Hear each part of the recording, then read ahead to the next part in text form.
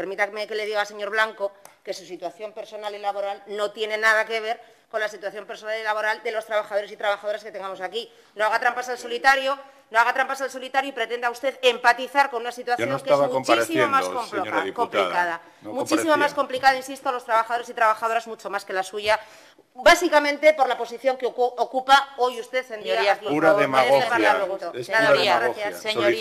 Solicito intervención por tiempo de 1 minuto porque no estaba compareciendo yo y se ha referido a mí directa y personalmente. Son alusiones personales. A mí también se han referido en esta sala y no tuve minuto de comparecencia. Haberlo pedido. Señoría, no se lo voy a dar porque antes tampoco se lo di a la señora Rodríguez. Entonces, no se lo voy a dar. Apelo a mi derecho a intervenir por las referencias personales. Yo no comparecía y apelo al derecho que ampara a los diputados a responder. Señoría, no se lo voy a dar porque anteriormente hubo también referencias personales y no se lo di. Pero no por favor, no dialoguen.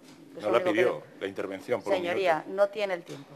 Pero si una diputada no pide intervenir por plazo máximo de 3 minutos cuando se hacen referencias personales, es un problema, no es el mío. El Grupo Parlamentario Ciudadanos dispone ahora de 5 minutos. Gracias, señor Blanco. Bueno, protesto y lo haré constar también por escrito ante la mesa de esta Cámara porque siempre se niega la palabra a este grupo parlamentario cuando se pide la palabra. Siempre.